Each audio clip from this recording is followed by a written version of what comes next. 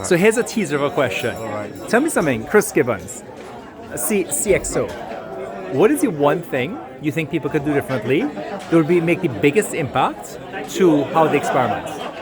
Well, I think the root cause to things not working properly at the moment is everybody focusing on the wrong area, not focusing on the things that matter most to the customers. They're focusing in the wrong area, not what matters most to customers. So they spend all their resources and money experimenting, building features, making things that customers don't actually need.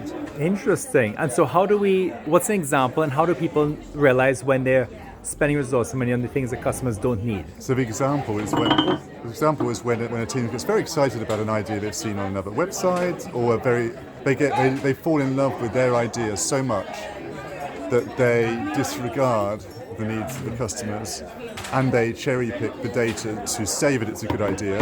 And then then they spend 6 months on building this thing before they find out at the end it doesn't work, and they waste all that money.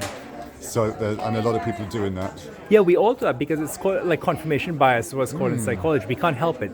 So what are some things to counteract that confirmation bias? So you need to start taking a problem-first approach to everything that you do in product and experimentation.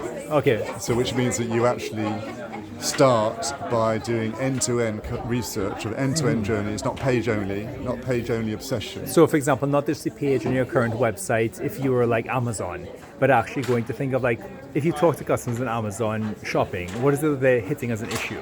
That's what you mean? I mean, you have to explore the full journey with your customers, and look at the end-to-end as a journey. Start doing. So, for example, find some customer segments like people shopping in Amazon in country X in demographic Y, and then say, what's the experience like on Amazon, and really understand the entire life cycle for them. Well, you should be employing the best kind of UX research practices, but to do research from the end-to-end journey, recruit the right target audience, explore end-to-end, even beyond the website journey. Yeah. With those users, and then using all the quant tools that you have to uncover. So then you'll find your problems, but then you use quant to discover how big the problems are. Use what? Quant? You use analysis, data analysis, Yes. all the tools that you have to try to quantify how big the problem is. And then put great customer problem statements together. And these are what you should be prioritizing. And the whole point is that's your starting point. So the idea is like, if you're an experimentation team, right? Great, using a fantastic set of techniques. However, don't just focus on the thing in front of you, like the checkout for the website on Amazon or the emails are being sent. Do that, but take a step back and try and do some research like what you said. Think, how can I interview my customers in a really rigorous way, like using UX practices, like need finding, customer problem statements, and figure out what are the issues they hit, and then realign your experimentation to solve those problems. Is that what you're saying? So it's take a problem-first approach. So therefore, you forget what your ideas are at the start. You actually just focus on making... Put them in a box for later. We may look at them later, but put them in a box for now. Well, your idea means nothing if there's no underlying problem. Yes. So spend all your time on your ideas. That's not going to take you anywhere, and that's why people waste their time and have very low win rates. Wow. When you say win rates, you mean like the experiments don't often make a big improvement? Well, product improvements that work generally are very low number and percentage.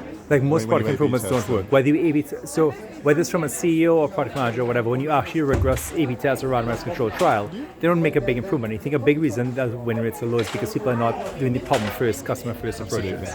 So I'll tell them, everyone on LinkedIn or Twitter or YouTube, what do you all take away from this? What's like a nugget you would share with someone else that was interesting? And what's one thing you're going to do after this? Like, what's one thing you look up? Well, you need to change your approach, but you need to go and start doing problem-first prioritization. So therefore, you. What's one thing they can Google? Like, just to give people a comment, what can they Google?